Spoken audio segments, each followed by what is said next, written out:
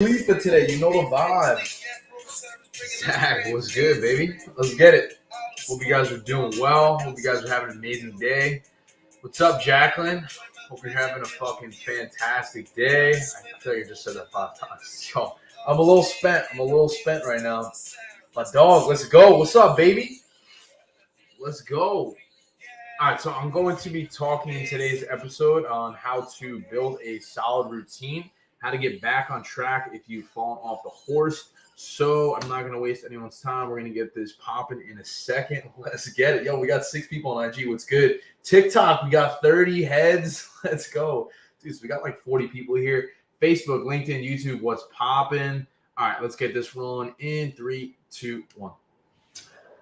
What is going on, squad? Welcome back to another episode of the Shift Your Mind, Change Your Life podcast. This is your boy, Coach Sal. Let's get it. In today's episode, I'm going to be talking about how to build a solid routine and how to get back on the horse if you might have fallen off. So let me ask you a question. Have you ever gotten into a routine, feeling really solid, you're in momentum, you're doing well, you're in the gym, you're working out, and then all of a sudden you fall off?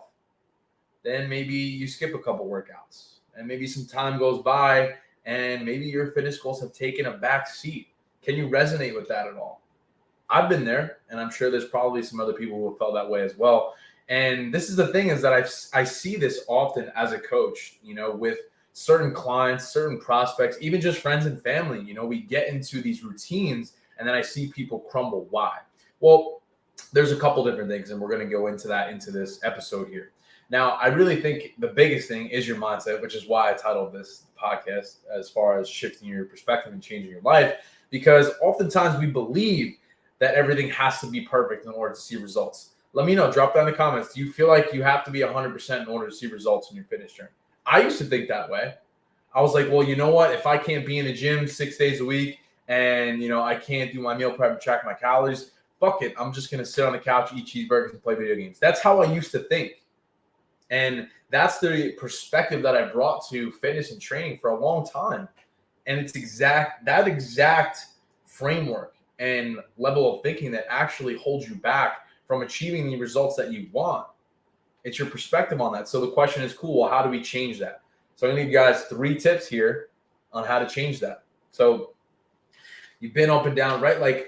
There's been multiple times in my life I've been super overweight. I've been really skinny. For those who have followed me, you guys have known that. You guys have seen that. So I wanted to speak about some things that I've learned over the last few years and give you guys some actionable tips here, okay? So number one tip for building a solid routine and staying momentum is to make sure that you're trying not to go more than 2-3 days without movement. So what do I mean by that? Well, if you are trying to move your body consistently and you're continuously skipping more than 2-3 days in a row, it's going to be difficult to build that habit. They say it takes 21-28 days to form a habit and really make that a ritual for yourself, because we are routine animals as human beings, right? So I think it's important to make sure, hey, well, I can miss a workout here and there. Listen, I'm not advocating to miss workouts. But what I'm saying is, obviously, sometimes life happens, right? Things come up. That's expected. But ideally, you don't want to go more than 3 days without movement. Because I've even seen this too with myself, like being on a contest prep. If I go more than 2-3 days, which doesn't happen right now, I'm just example, but then I don't want to do it even more. It's like the more that you pull back from it, the less you want to do it. So it's like you got to embrace the suck a little bit and just continue to push yourself and get in there. Just get in there, stay in the arena. It's what my mentor talks about often, is just staying in the arena. What does that mean? It's just like putting the reps in when you don't feel like it, showing up consistently no matter what. So I would say that's one of the biggest things that I've seen, is try not to go more than 2-3 days without moving, even if it's just a walk, even if it's just getting steps in or doing some form of yoga. I'm telling you, it makes a big difference. Small efforts practiced daily over time. That's the answer, is consistently taking that messy action. That's what it is. And then number 2, expecting adversity. Expect it. And then when it does come, embrace that. Embrace it. We are human beings. We're meant to fail. We're meant to make mistakes. In fact, that's really the only way to learn, to be honest with you, is to make mistakes and to fail. Adversity will come. It will strike. Expect that. Embrace it when it comes. It's how you move through that creates the separation over time. I've seen that with myself over the last couple of years, and majority of the clients that I've worked with over the last 2 years as well, is that when those roadblocks come about, how we push through that is going to be the unlock to the next version of yourself. Because think about it this way, right? If you're continuously doing the same things, you're going to get the same result. So in order to create a different result, we need to go about it in a different manner. Now that seems logical, right? But then why are we not actually doing that? And that's what's really interesting to me as a coach is like, well, how do we break that down for a client, right? Like, how are we actually able to make that shift and then stay consistent with that? And that's a trial and error process that does take a lot of effort. It does take a lot of time, which is why I am really passionate about what I'm doing, because it's trying to figure out what works. Everyone's different, right? One size doesn't fit all. Okay. Does that make sense? What's popping? Tyler P, the place to be. Rob, what's going on? Scrolling through TikTok. Let's get it. Jess, appreciate the likes. New to TikTok, just started posting last couple months. Lake Beach Babe, I appreciate you. I always feel guilty when I don't work out or have a cheat meal. Listen, it's okay to feel that way, but don't embrace it all the time. Like, allow yourself to feel it and then move on. The more that you sit in that, the more that you harp on that, the more it's going to hold you back from actually accomplishing the things that you need to. Okay.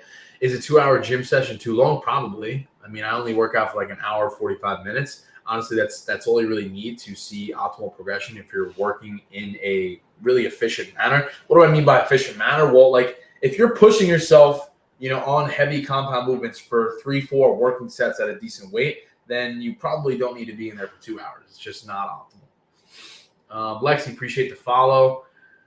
How do you know enough is enough? Put your foot down, man. Like, what do you want? All right, so I'm going to keep this rolling here because I'm super gassed. I want to get my last meal in and go to sleep because it's just how I am. Iran, what is up with that? That's crazy. All right, so let's keep this rolling. And that ties into the last point here on how to build a solid routine and stay in momentum is number 3, practicing a bedtime ritual. So what do I mean by that? Well, I mean being intentional with the time that you're spending at night, especially with your screens as well, right? So if you don't have a pair of blue light glasses, I would highly recommend getting a pair, because oftentimes when we're exposed to blue light late at night, it's going to impact our REM cycle and our sleeping patterns. So make sure that you're putting the screens down at a set time. Like, personally, I like to set firm boundaries with it. So if I know that I got to be up by 5 a.m. and I need 8 hours of sleep, that means that I need to be asleep by 9 p.m. So if I have to be asleep by 9 p.m., then that means I probably should be in bed by at least 8 o'clock, 7:30. Now that sounds pretty crazy, right? But right now it's 5:30 p.m. So I now have 2 hours to play around with before I need to cool down, right? So that I need to be intentional with the amount of time that I'm spending with my devices, on my screens. Blue light exposure late at night. Why? Because it's going to negatively impact your sleep. And if your sleeping patterns are negatively impacted, it's going to impact your performance with workouts, nutrition, your metabolism, overall how you feel. Okay. Where do you get a pair of blue light glasses? Amazon. Amazon is the GOAT. You could order freaking anything off Amazon.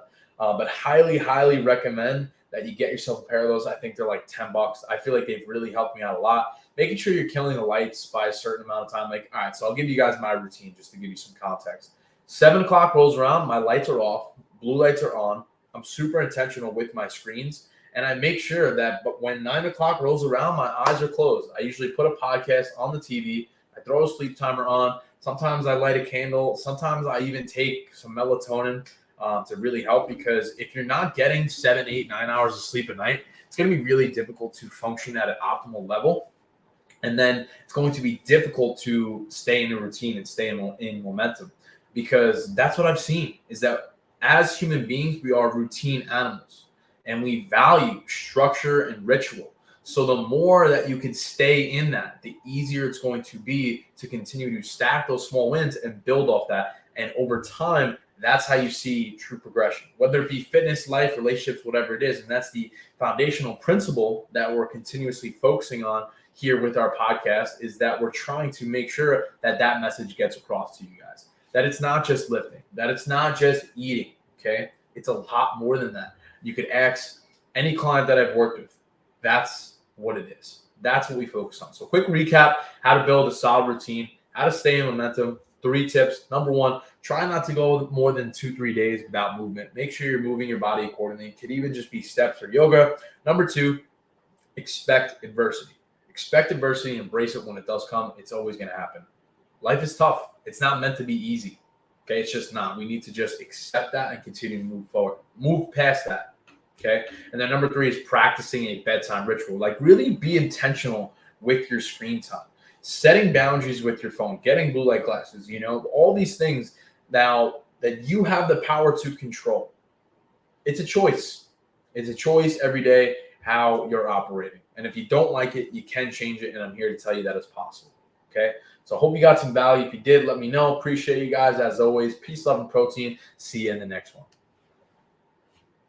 Let's go. That's it. That's it. That's all. That's it. That's all. Appreciate y'all. Actually, I'm going to toss on my glasses. Look, I'll show you guys. You guys thought I was capping. You thought I was capping with these blue lights, yo. Let's go. This is it. We're live with the blue lights, baby. I just made a new TikTok. Appreciate you, baby. Scorpio. Blue light is so bad. Blue glasses are a myth. Cool, thanks. Why do I look like Harry Styles? I don't know. If you're sore after a workout, is it okay to work out the next day? If you're really sore, I would take some time to recover. Reason being for that, it's like if you don't give your muscles time to heal, you're almost doing more harm than good, especially if it's a similar body part. Like, let's say, argument's sake, you train your leg Monday, and then you do again on Thursday and you're still sore. Take the day. Take the day. All right, I can't take myself seriously with those, but that's a whole other thing. So, Jess, I hope that answers that. Give yourself time to recover. No pain, no gain. What's up, brother? Michael Scott, you know the vibes. Baby Scorpio, appreciate the follow. Jess, howdy. That's it, guys. That's all I had. So I'm going to wrap it up here, get my last meal in, and hit the sack. So appreciate y'all. Peace, love, and protein. Talk soon.